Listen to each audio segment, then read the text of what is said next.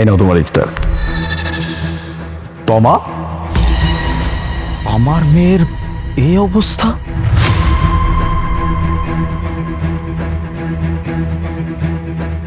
Uncle, আমার ইফতার দিবেন না? কি ব্যাপার, তুমি এত ছোট একটা বাচ্চা মেয়ে এখানে ইফতার নেওয়ার জন্য আসছো? এখানে তো সব গরিব অসহায় মানুষদেরকে ইফতার দিচ্ছি, তুমি কেন এখানে? তোমার ফ্যামিলি কোথায়? স্যার, ও আমার মেয়ে, আমরা দুজনই আইছি এখানে ইফতার নিতে। বাহ, আপনি ওর মা? মা মেয়ে দুইজন মিলে একসাথে আসছেন গরিব অসহায় মানুষদেরকে যে ইফতার বিলি করা হচ্ছে সেখানে ইফতার নেওয়ার জন্য। আপনি মা বেঁচে থাকা অবস্থায় আপনার মেয়ে কেন এখানে আসবে, আর আপনিই বা কেন এখানে আসবেন? এতটুকু একটা বাচ্চা, ওর এখন বয়স পড়াশোনা করার। কোথায় সে পড়াশোনা করবে, খেলাধুলা করবে? এখানে এসে গরিব অসহায় মানুষের যে ইফতার দেওয়া হচ্ছে সেখানে ইফতার নেওয়ার জন্য চলে আসছেন, বুঝলাম না। আসলে আমি জানি আমার মেয়ের এখন পড়াশোনা করার বয়স, কিন্তু বর্তমানে যে খরচ, স্কুলের ফিস অনেক বেশি। আমার আসলে সামর্থ্য নাই আমার মেয়েকে স্কুলে পড়ানোর, এর জন্য আমি ওর স্কুলে পড়াইতে পারি না। তবে আমি শিক্ষিত, আমি যতটুকু পারি ওরে বাসায় আমি পড়াই। আর আমাদের আসলে ওরকম কেউ নাই ইনকাম করার মতো। তো আজকে রোজা, আমার মেয়ে আসলে ইফতারি খাইতে চাইছে, তো আমি ঘরে ইফতারি বানাইতে পারি নাই। তো আমার একজনে বললো এখানে ইফতারি দিতেছে, তাই আমার মেয়েকে নিয়ে আসলাম ইফতারি নেওয়ার জন্য। সবই বুঝলাম, খরচ বেশি, সবকিছুই ঠিক আছে, কিন্তু ওর তো বাবা থাকার কথা নাকি? ওর বাবা কোথায়? আসলে ওর বাবা মানে আমার হাজবেন্ড আমাদের সাথে নাই। বাবা নাই মানে? দোষটা আসলে আমার স্যার। এই যে আজকে যে আমার মেয়ের নিয়ে আমি এখানে ইফতার নিতে আসছি না, এসব কিছুর জন্য দায়ী শুধুমাত্র আমি। আমি আমি আমার হাজবেন্ডকে ছেড়ে চলে আসছি। শুধু আমার হাজবেন্ডকে ছাড়ি নাই, আমি আমার হাজবেন্ডের সাথে অনেক বড় অন্যায় করছি। আমি আমার হাজবেন্ড থাকা অবস্থায় আমি পরকীয়া করি, অন্য একটা ছেলেকে ভালোবেসে ফেলি। আর তার পরিণাম আজকে আমার মেয়েটাকে নিয়ে আমি এভাবে ভিক্ষাস্বরূপ ইফতারি নিতে আসছি। বুঝতে পারছি। ঠিক আছে, আপনি আপনার আগের হাজব্যান্ডকে ছেড়ে দিচ্ছেন, পরে তো আরেকজনকে বিয়ে করছেন, সেও তো ওর বাবা, আপনার হাজব্যান্ড। সে কি ওর কোনো দায়িত্ব নিচ্ছে না? ওকে পড়াশোনা করাবে না? সবই হইতেছে স্যার আমার পাপের ফল। আপনি ঠিকই বলছেন। আজকে তো আমার মেয়ে অনেক ভালো একটা জায়গায় থাকার কথা, ভালো ইফতারি করার কথা, কিন্তু আমার মেয়ের কপালটা আমি নিজে নষ্ট করছি। ওই যে যাকে ভালোবেসে আমি আমার প্রথম স্বামীকে ধোঁকা দিছি, আসলে ও তো মানুষ নয়, একটা অমানুষ। আমি আসলে বুঝতে পারিনি। প্রথম তো আমার সাথে অনেক ভালো ব্যবহার করতো, আমার মেয়েকে অনেক ভালোবাসতো, দেখাইতো যে ওই আমার মেয়ের সব থেকে ভালো বাবা হবে। আর আমিও সেই লোভে পড়ে আমি ভাবছি যে আমি যদি ওর কাছে যাই তাহলে আমি অনেক ভালো থাকবো। আমার হাজবেন্ড মানে প্রথম স্বামী অনেক অনেক ভালো একজন মানুষ ছিল জানেন, কিন্তু তার বিজনেসে না লস হয়। আর তখনই আসলে আমার মধ্যে এই লোভটা কাজ করে।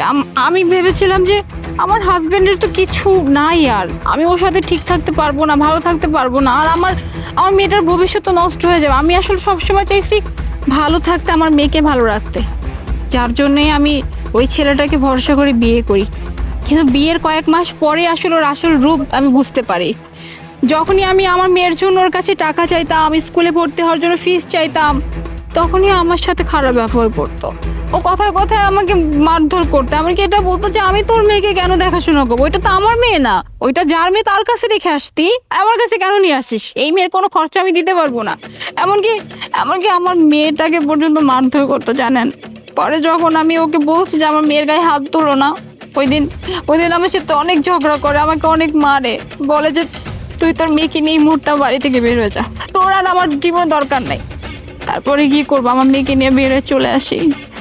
কিন্তু আমি আসলে অনেক জায়গায় এরপরে গিয়েছিলাম চাকরির জন্য, কারণ আমার মেয়েটাকে নিয়ে বাঁচতে তো হবে, কিন্তু কোথাও চাকরি পাইনি। পরে একটা ভাই কোনো রকম থাকার একটা জায়গা করে দিছে, কিন্তু খাবার তো আমারই জোগাড় করতে হবে। আর আজকে রোজা, আমার মেয়ে ইফতারি করতে চাইছে, তাই আজকে ইফতারি নিতে আসলাম। বুঝতে পারছি। তো আপনি তো একটা কাজ করতে পারতেন। আপনার যে আগের হাজব্যান্ড, আপনিই তো বললেন যে মানুষটা বেশ ভালো ছিল, তার কাছে ফেরত চলে যেতেন। এমনও তো হতে পারতো যে আপনার মেয়ের মুখটা দেখে অন্তত সে আপনাদেরকে অ্যাকসেপ্ট করে নিল, আপনাকে ক্ষমা করে দিল। কি বলেন স্যার? আমি আমার প্রথম হাজবেন্ডের কাছে কোন মুখ নিয়ে যাব? ওর সাথে আমি যে বড় অন্যায় করছি, আজকে দেখেন আমার মেয়েটার কি অবস্থা। আমি ওর সামনে কোন মুখ নিয়ে যাই বলবো যে দেখো আমার অবস্থা ভালো নাই, তোমার মেয়ের অবস্থা ভালো নাই? সেই সাহস আমার নাই। তবে ওর বাবাকে যদি কোনোদিন সামনে পাই, আমি আমি ওর বাবার পা ধরে ক্ষমা চাইবো যে আমার জন্য আমাদের মেয়েটা কত কষ্ট করতেছে। তুমি আমার কাছে হাজার ক্ষমা চাইলেও আমি তোমাকে ক্ষমা করবো না মোনা। বাবা, তুমি? হ্যাঁ, আমি যা দেখছো একদম ঠিক দেখছো, কিন্তু আমি যেটা দেখছি এটা আমি বিশ্বাস করতে পারছি না। আমার মেয়ের কি হাল বানায় রাখছো তুমি? আমার মেয়ের এই অবস্থা কেন? আলিফ, আমি মানতেছি আমি তোমার সাথে অনেক অনেক অন্যায় করছি, বিশ্বাস করো। আর দেখো না, আমি যে অন্যায়টা করছি তার খেসারত আমাদের মেয়ে দিতেছে।